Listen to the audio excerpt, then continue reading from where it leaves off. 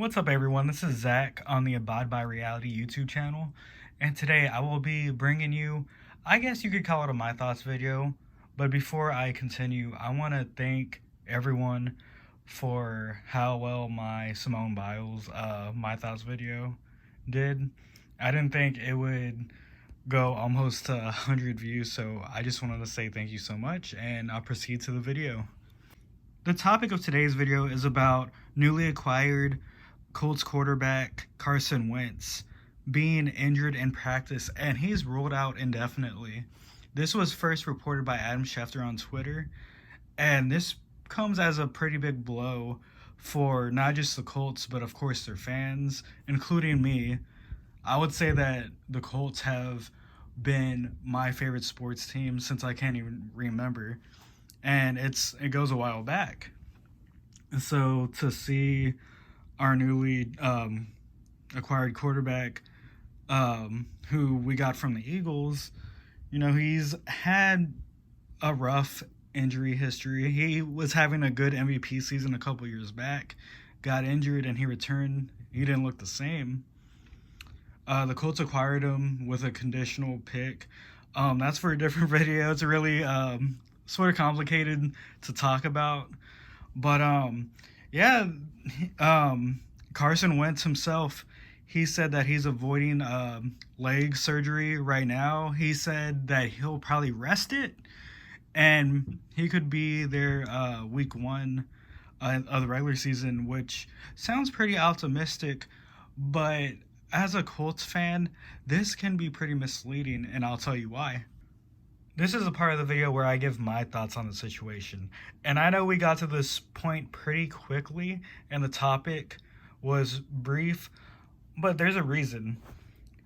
As a Colts fan, I can give you a bigger background of why I don't think Carson Wentz might not even play this year, and the Colts might eventually be losing their second pick, which is a conditional pick. But just hear me out. Let's go back about a decade ago. It might even well be a decade, because around this time, you might have heard of this guy named Peyton Manning. He used to be the Colts quarterback. I guess you could call him elite. And he was coming off a pretty serious neck surgery. And Jim Irsay, the owner of the Indianapolis Colts, was saying, oh, he'll be fine. He'll probably be back in the beginning of the regular season. And all the fans were like, okay, we can believe you, Jim. And week one comes, and the Colts had to bring in Kerry Collins, who was a veteran quarterback at the time, but he got obliterated by the Texans defense, and I vividly remember that game because it was pretty hard to see. But I was thinking to myself, whenever Peyton comes back, everything will go back to normal as a Colts fan, because as a Colts fan, I was used to winning. Became a Colts fan in the early 2000s whenever the Texans weren't around. And, I love seeing Peyton Manning in the playoffs, won Super Bowl, but, it was a fun ride. So I was expecting Peyton to be back, anytime in the 2011 season. But sadly, that never came. Peyton Manning proceeded to miss the entirety of the 2011 NFL season. And as a Colts fan, I was just in awe. Like, I just didn't know what was, going on, because I heard Jim Irsay saying that he would be back. But by the middle of the season, we had the likes of Kerry Collins, Curtis Painter, and Dan Orlovsky playing quarterback for us. And of course, the Colts didn't do well, and I was devastated to see my quarterback Peyton Manning be just not playing football and just being out for the whole season. Granted, that did land us in the sweepstakes to take another high potential, once in a lifetime quarterback. But like I said before, and how this title will be, history repeats itself. In the 2012 offseason, the Colts and Peyton Manning decided to part ways. It was sad to see my favorite player leave my favorite team, and rightfully so. A lot of fans didn't agree with the situation, but others sort of coped with the decision because there was a big name quarterback, a quarterback that was hyped as a generational quarterback, was coming out of Stanford. Andrew Luck, the quarterback prodigy in college, was expected to be the first pick. And who had the first pick? The Indianapolis Colts. And this sort of made the situation of Peyton Manning walking bittersweet. And I was starting to warm up to the idea. So to no one's shock, Andrew Luck goes to the Colts. And I was hyped up. You know, I love Peyton Manning, but to go from one potential Hall of Fame quarterback to maybe another one, it felt amazing at the time. A key thing to note, the Colts didn't just get a new quarterback, they also got a new front office, head by general manager Ryan Grigson, who came from the Eagles. So I didn't know much about him before, but of course I thought everything would be fine since we had Andrew Luck. But as the years went on, and Andrew Luck did bring the team to the playoffs in his first 2 years, which I was actually surprised because I thought we would be rebuilding more. But the team brought in some aging veterans and they just played more than their potential showed. This was good for everyone, you know, for in the Colts nation, and we were pumped up. But after many dumb trades and signings and poor drafting by Ryan Grigson, some glaring holes showed in our team. Our offensive line, which was a major problem, gave Andrew Luck a lot of fits. This became apparent whenever in 2017 Andrew Luck was dealing with some kind of injury, and we as Colts fans, of course, everyone was worried. And of course our owner, Jim Irsay, was downplaying it and said, you know, he'll be fine, he's gonna come back. And then of course, like in previous years, like in 2015, he missed half the season. And I actually went to a Colts game. I think it was, I would say, October of 2015, whenever I was pumped up to see Andrew Luck. But it was ruled that he wasn't coming back that game, and I had to watch Matt Hasselbeck.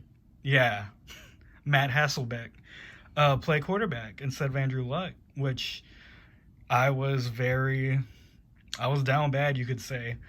And yeah, and fast forwarding back to 2017, Jim Irsay was saying that it was an injury, that it wouldn't be season ending, but he'll come back that year, which that year we were actually Super Bowl contenders that year. But like the old mantra I said, history repeats itself. For the 2017 season, Andrew Luck missed the whole season, and I was shocked for a little bit, but then it sort of wore off because I was sort of getting the idea that Jim Irsay just kept on downplaying injuries to, you know, not just Peyton Manning, but our new quarterback, Andrew Luck. And of course, Ryan Grigson, the GM, didn't really care since he had assembled one of the worst offensive lines I've ever seen. Andrew Luck returned to play football in the 2018 season, and he saw some changes. The Colts hired the offensive coordinator of the Eagles, Frank Reich, and also brought in general manager Chris Ballard, who worked in the Chiefs organization. Ballard is known to pay his own players that he drafts instead of throwing big money in free agency like Ryan Grigson did. This looked to be promising. A really good head coach in Reich and a good GM who could build through the draft in Ballard. What could go wrong? Well, unfortunately, during the preseason of 2019, Andrew Luck decided to retire, and he cited some mental issues and, of course, uh, physical recovery from the injuries he suffered. And this came as a shock to a lot of people because Luck was still young. He was not even 30 yet. And he was yet to probably even hit his prime or maybe beginning it. And sadly, Colts fans booed him off the field whenever this was announced, which I did not agree with, of course, because I grew to be a big Andrew Luck. I was about to say love because, I didn't love him as a competitor. If you saw him coming back from the Chiefs playoff game whenever we played them, and it was a big comeback. He never quit. And it's funny because you see people say that Andrew Luck quit, but of course, that's just a bunch of bullshit. Like, that's not true. And I understood why, because Ryan Grigson never gave him a team to work with. He never gave him an offensive line. The only weapon he really had was T.Y. Hilton, and Reggie Wayne, who was a pretty good receiver for Peyton Manning, was becoming washed up. And they signed a receiver who is a Texans legend, Andre Johnson, who, just like I said, he was on his last legs.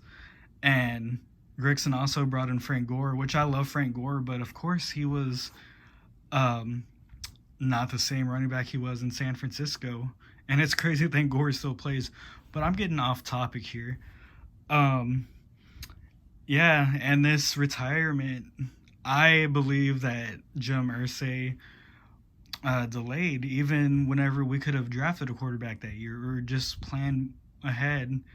And of course, Jacoby Brissett continued to play that year as our starting quarterback.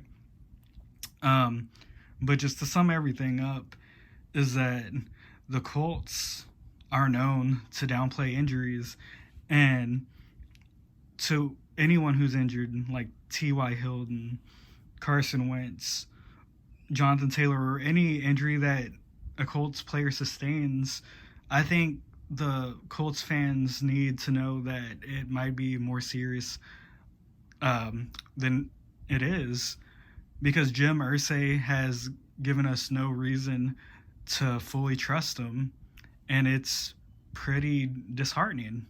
That's the end of today's video, and I might have gotten a little over dramatic, but hopefully, coming from a Colts fan and the reasons I gave, you can understand why the pessimism. But let me know what you thought of the video. Do you think Wentz is coming back this year? Do you think he'll be back week 1 or maybe a little bit later? Also, give me ideas for videos or my thoughts or any topics that are going on that I might not know about so I can read into them. Anyways, guys, you have a good one.